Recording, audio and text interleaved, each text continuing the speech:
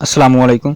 अच्छा, मैं आपको एक अहम बात बताना चाहूँगा कि बच्चादानी के अंदर अगर रसोली हो, पेट में रसोली हो, पानी की रसोली या पानी की थैली, और मैदे में रसोली हो, ये तीनों जगहों पर किसी भी जगह पर पानी की थैली हो या रसोली हो, ये दरअसल असाबी रसोलियाँ होती है। यानी असाबी मिजाज की वजह से, ठंडे मिजाज की वजह से। तो इंशाल्लाह आपको बिल्कुल एक आसान सा इसका नुस्खा बता देते हैं, तो आप हैरान रह जाएंगे कि इससे तमाम की तमाम रसोलियाँ जो भी मैंने आपको 3 जगहों का जिक्र किया है, तीनों जगहों पर अगर किसी भी जगह पर रसोली होगी तो इंशाल्लाह ये नुस्खा आपको जो मैं अभी बताने जा रहे हैं कानून मुफरद अज़ा के मुताबिक ये बिल्कुल हकीकी नुस्खा है, खुश्क मिजाज का नुस्खा है। तो इंशाल्लाह इससे बलगमी मिजाज ख़त्म होगा, खुश्की पैदा होगी, और खुश्की के साथ साथ जो पानी की रसोलियाँ है वो खारिज हो जाएगी। नुस्खा आप समात फरमाने, लौंग आपने लेना है, लौंग, दालचीनी, जायफल, जलवतरी, सुरख राई, ये आपने बिल्कुल बराबर वज़न लेना है।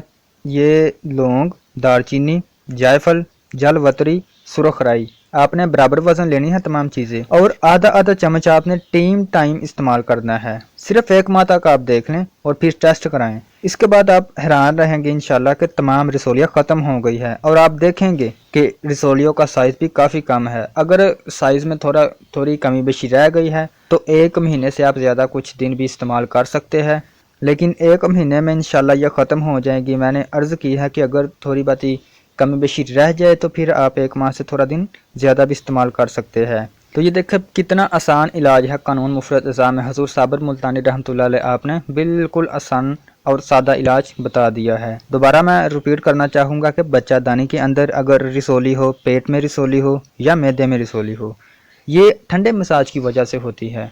तो ये नुस्खा आप इस्तेमाल करें और दुआ में याद रखें। अस्सलाम वालेकुम।